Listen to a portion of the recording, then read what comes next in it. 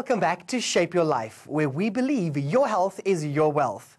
Continuing with our topic on pregnancy and family planning, we spoke to a gynecologist about the importance of staying healthy during pregnancy.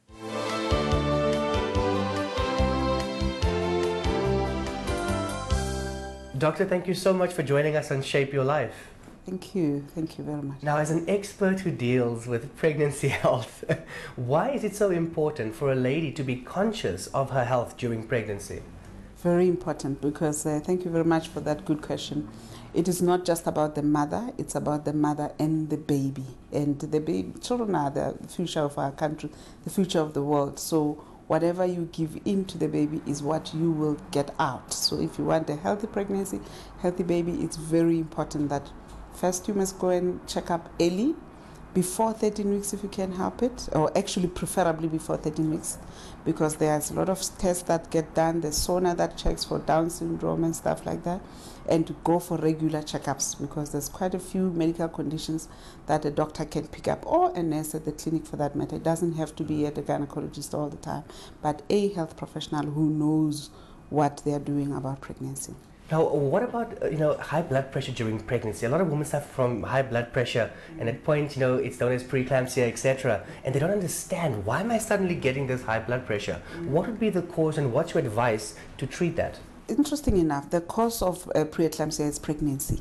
It's got nothing to do with stress, and usually they say primary paternity. So every time this is the first date. So even if you've had 2 pregnancies before, now you're having a pregnancy with a different man.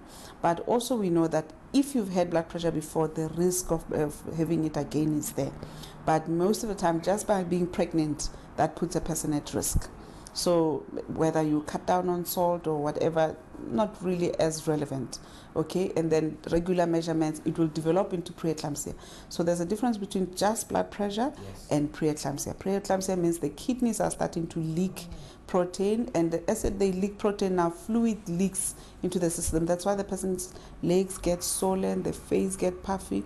The water will leak even to the lungs, and this may end up with other problems. If it leaks to the brain, you may end up fitting, and you may even have detachment of the placenta from the womb, and this is very dangerous for the baby. It's like you've suffocated the baby because they've run out of their food. And this condition, especially preeclampsia, is detrimental to the mother and the baby. Sadly, by the time you feel something is wrong, it is too late. It is completely asymptomatic. The only way of knowing that there's a problem is if the blood pressure is measured. Now, with all these risks associated with pregnancy, it's important for the mother to be very conscious of her health and, her body. I think very important, because if you feel something is not right, always go and have a look at, visit your medical practitioner, have it checked out.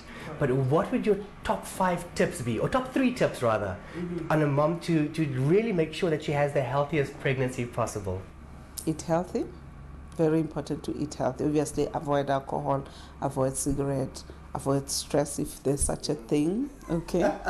Exercise is very important. There are gyms out there now that only provide for pregnant women, so you can be able to go and do those.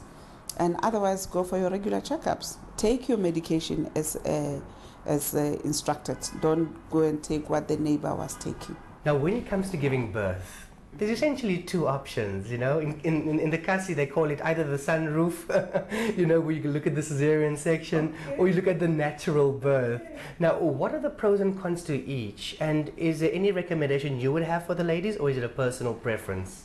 I don't usually advise unless there's a medical indication to do so. So if there's a medical indication to have a cesarean section, definitely. Like we now know that if a baby comes by breech, that means baby's coming by the bumps, it's safer to deliver by cesarean section. But otherwise, we always say that the best person to determine whether they'll be able to come out or not is the baby. My final question to you is very simple. Is that what would the recovery process be? And, for the lady that's experiencing a natural birth? Because many people struggle with the weight gain, they suffer with potential postnatal depression, etc. But there's also a medical side to the recovery period. Some people say 6 weeks, some people say 8 weeks, and then get back into the normal swing of things. So what could they anticipate on their body readjusting to now having given birth?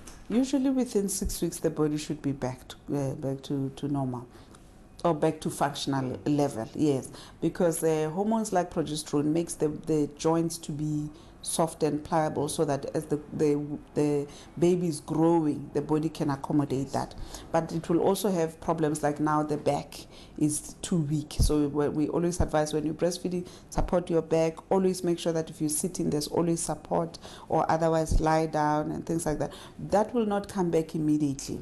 But unfortunately, what people are doing now, they deliver in the metropole, they don't have support system, they find themselves being up sooner, you know. And in the olden days, there will always be an elderly lady that would be there to support. Fortunately, that we don't have to worry about that. We've got physiotherapists who do that, urogynecology physiotherapists who specializes in pelvic floor, who specializes in making sure that the abdominal muscles are strengthened and the back muscles, and they can then advise you. And it's important to see these people before you deliver, so that after you deliver, it's not the first time you see them. Doctor, thank you so much for your time and for sharing your wonderful expertise with us. And you know, I think our message to the ladies out there would be is have a safe pregnancy, have a healthy pregnancy, and look after yourself to look after your baby. True. Thank you very much for your time too.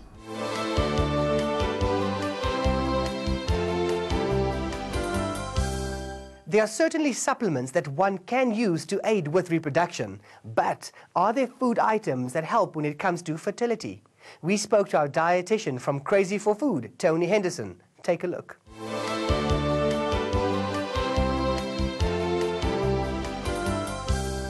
Tony, thank you for joining us in studio. It's a pleasure, Ron. Thanks for having me.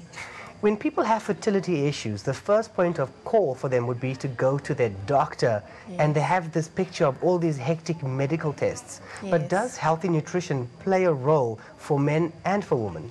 Healthy nutrition can definitely play a role, because when you're eating well and if your nutritional status is good, all the processes in your body are working better. So if you really are looking at falling pregnant and you're struggling, looking at your nutrition is a very important place to focus on as well, over and above all the medical stuff.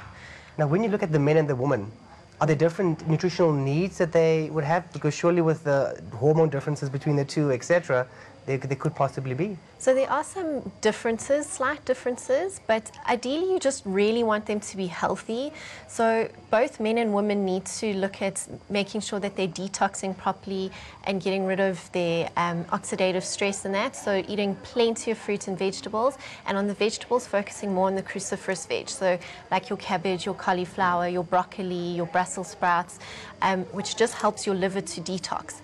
And with the detox, it also helps with your estrogen metabolism. So both men and women have estrogen. It's not just for women. And if your estrogen metabolism is working properly, it also helps your hormones to regulate properly. Now, what do we have to eat to enhance the health of our sperm?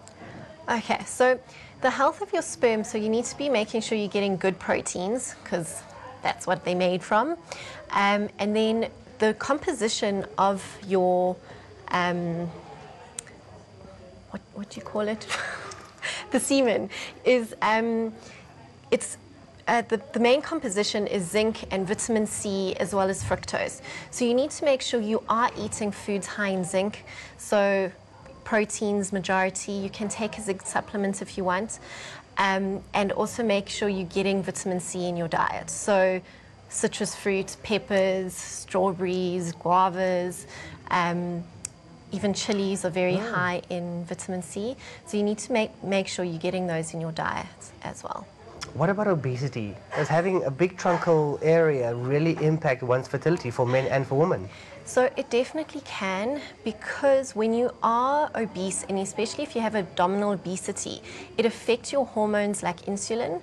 And insulin has a big impact on other hormones. So not just from a fertility point of view, but from a sex drive point of view, being obese can affect your drive and your mood and everything like that, and just make it that much harder to conceive. Now, when we look at what you've advised us to look at, definitely the fruits, the veggies, all the healthy, food that we should be eating.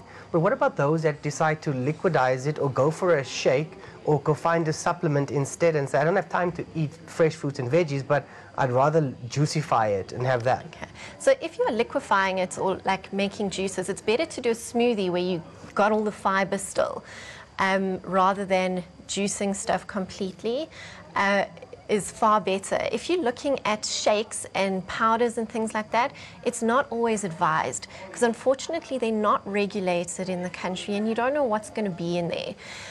If you are going to supplement, however, you do need to make sure, especially for women, that you're getting enough folic acid, because that plays a huge role in the early development of the fetus.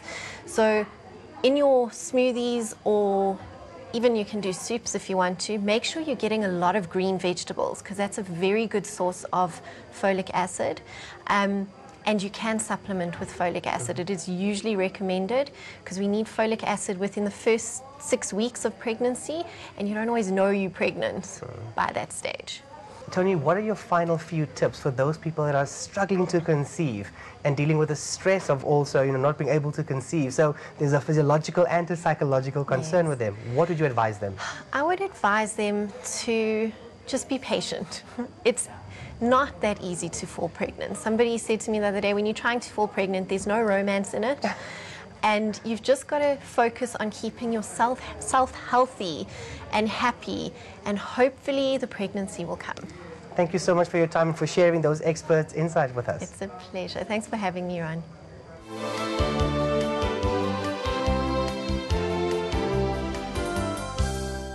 Getting into shape doesn't always have to be mundane and boring. One can find ways of making it fun and easy. Do join us in our exercise routine for this week.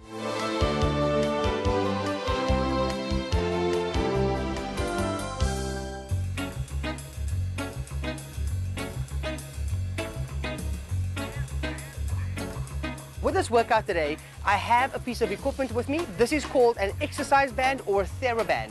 It offers you a little bit of resistance when you're doing particular resistance exercises, but also some flexibility. Today's workout is all about utilizing an exercise band for the upper body and for some flexibility exercises. Ladies, are you ready? All right, let's give it a go. So first things first, we're going to work the arm muscle. So grab it in each hand, place it on the floor and put your foot in the middle, and up you come. And all that I want you to do is right hand first, lift it up for a bicep curl, then left hand up. All right, so let's go right hand first, right and left. Now you keep your back upright, engage your core and squeeze those biceps.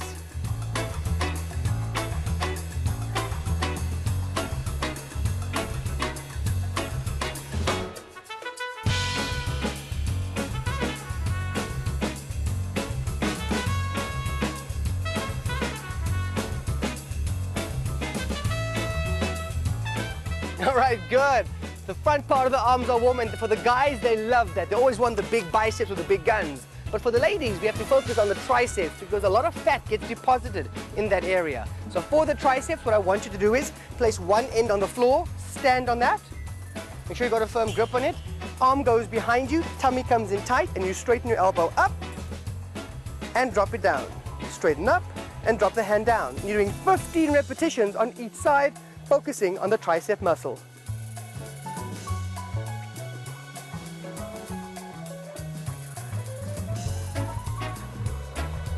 Change hands. Let's go.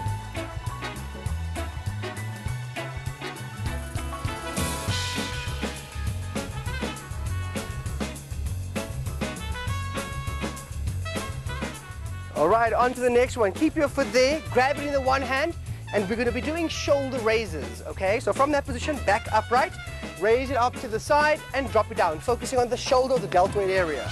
10 repetitions on each side. Let's go. Raise and down.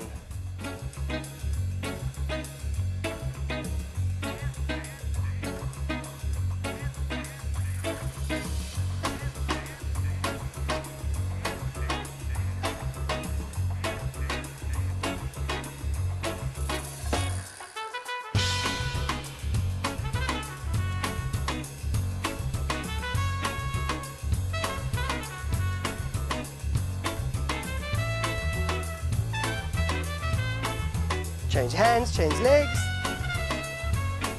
Let's go. 3, 2, 1.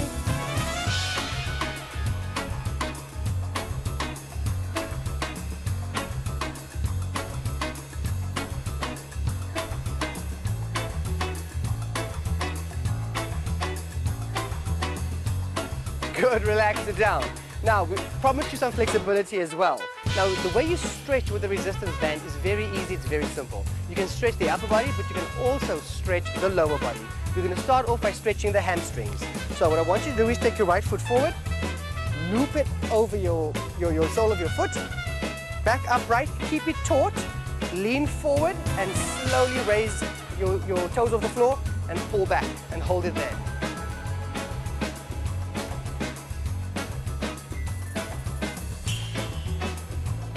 Good. Change legs.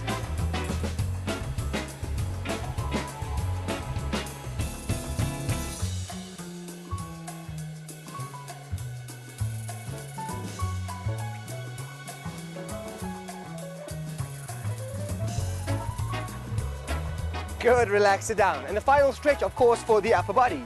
Now, I want you to double up on your TheraBand. Hold it up over your head, and all that I want you to do is drop it in front of you and twist back and in front. So let's go to the right first. Twist and up. Now, this loosens up the lower back. Engage your core and enjoy this final stretch and mobility exercise.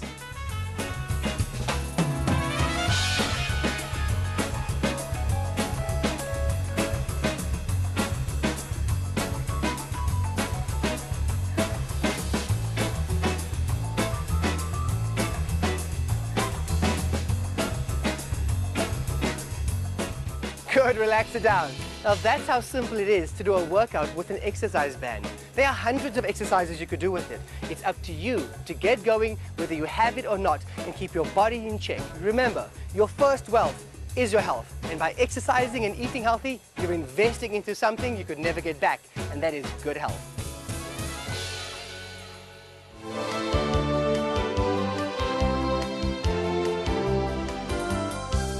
That's all we have for you this week. Do keep in touch with us via email on shapeyourlife@ann7.com for all your health-related queries, feedback and topic suggestions. From me, Ronald Abaji, goodbye.